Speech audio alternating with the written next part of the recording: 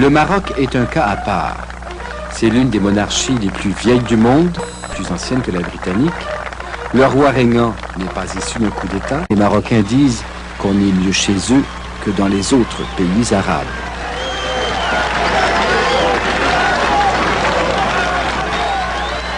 Il est du monde arabe, mais il a tourné son pays vers l'Occident. Et où sont partis les bagages? Hein? Où sont partis les bagages? Arabe. Hassan II, c'est une enfance marquée au fer d'une éducation à la française. C'est aussi une enfance passée sous le protectorat français. Désigné prince héritier, il n'a pas encore 20 ans lorsqu'il va en France demander l'indépendance.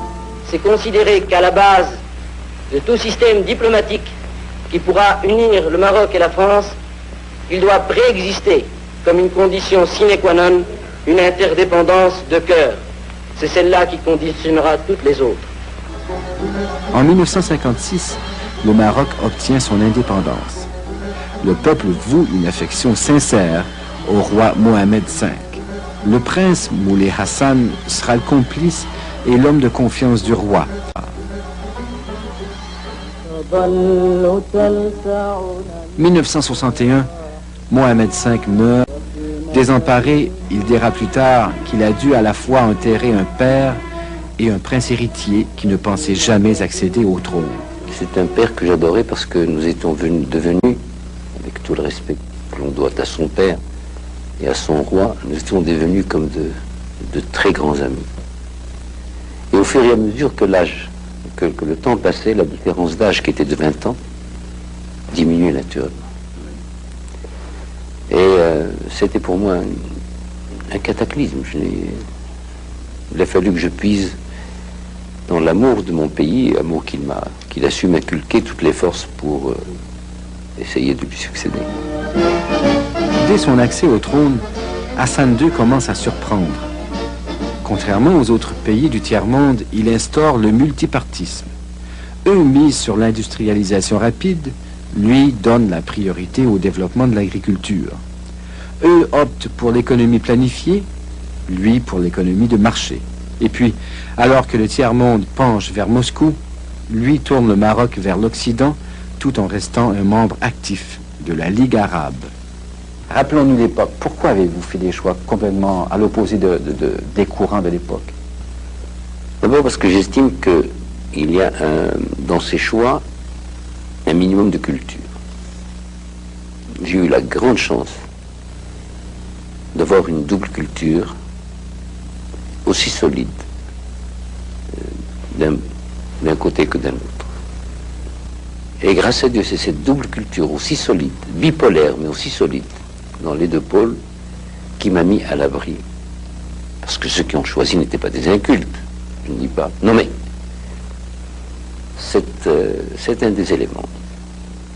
Et ça vous a suivi, ça a suivi le Maroc encore aujourd'hui, ces deux tendances, oui. L'arabisme. Je voudrais revenir à ça plus tard, mais donc vous avez fait ces choix importants, vous avez mis Au début, ce n'était pas des choix. Quand je n'avais pas de référence à l'époque, je n'avais pas de référence de pays ayant échoué parce qu'il avait choisi le dérivisme. Nous en étions au début. C'était pas un choix en réalité. C'était une sorte d'instinct migrateur qui faisait que j'avais répulsion pour certaines idées et attirance pour certaines autres.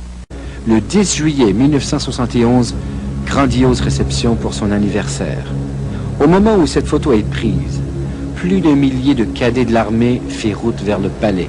C'est ce militaire, le général Medbourg, qui tente un coup d'État.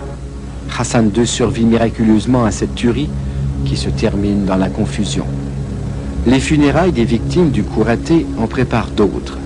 Encore un militaire, le général Oufkir, ministre de la Défense, proche collaborateur de Hassan II, qui mènera lui aussi un autre coup d'État.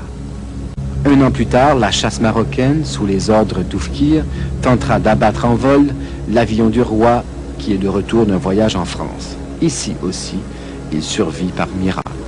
Ça fait 20 ans maintenant.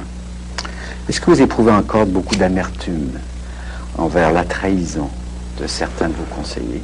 certains qui étaient des collaborateurs assez proches. Je pense au général Oufki, mais aux autres aussi. 20 ans plus tard, est-ce qu'on garde... Oui, mais voyez-vous, alors, on ne peut pas... Déjà, quand on est... Tout homme a son double.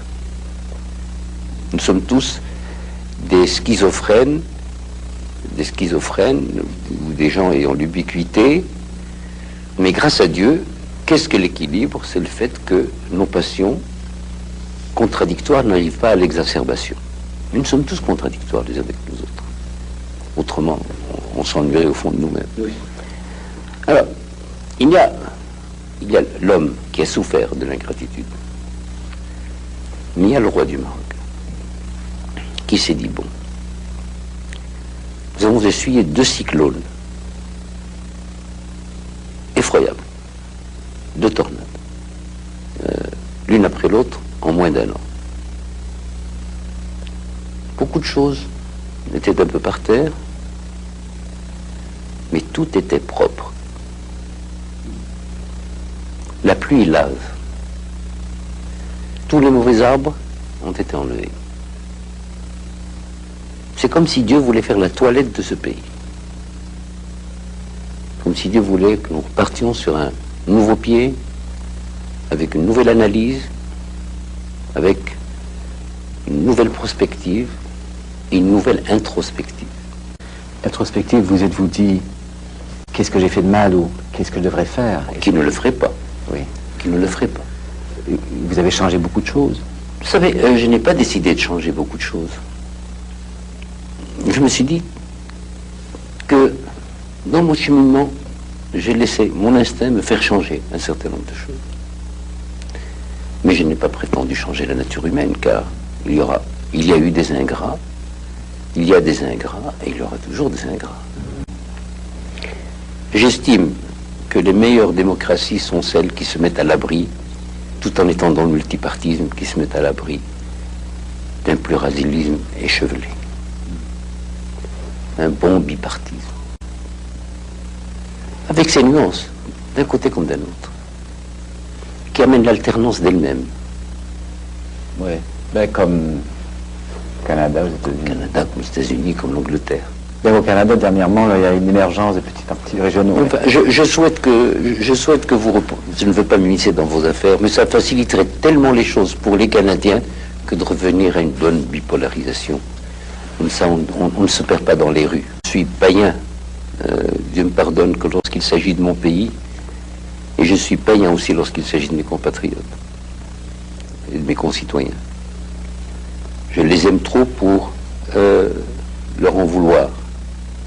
Et je pense qu'ils me rendent les mêmes sentiments. Disons que ce n'est pas encore le moment. La politique, c'est comme les récoltes. Il leur faut leur temps. Il y a parfois des sécheresses aussi. Aussi. La 4e est restée au lit, elle dort encore. Elle dort encore. Mohamed V disait que les relations entre le roi et le peuple du Maroc étaient à la fois conflictuelles et affectueuses. Hassan II vit cette relation particulière avec les Marocains depuis maintenant 33 ans. Parfois, vous vous inquiétez ou vous vous interrogez sur la voie que suivra le prince héritier. Vous savez, il y a plusieurs écoles dans ce domaine, mais pour celle, lorsqu'il s'agit d'un père, il n'y a qu'une seule école. On est toujours là, attentif, en disant, je souhaite qu'il fasse un bon parcours. Je passe mon temps à lui dire une chose, parce qu'il n'est pas facile de succéder à Mohamed V. Je passe mon temps à lui ressasser cette phrase de Pascal, le style, c'est l'homme. Je lui dis, je n'aurais pas dévié de ce qu'aurait fait mon père, que Dieu ait son âme, mais je l'aurais fait à ma façon. En essayant de singer mon père, parce que je l'aurais singé, je ne l'aurais pas imité. Il avait son style à lui. J'aurais certainement tout raté, je m'excuse du terme. Ce qui est important, c'est le but, la façon éducative et vertueuse, mais le style, c'est l'homme.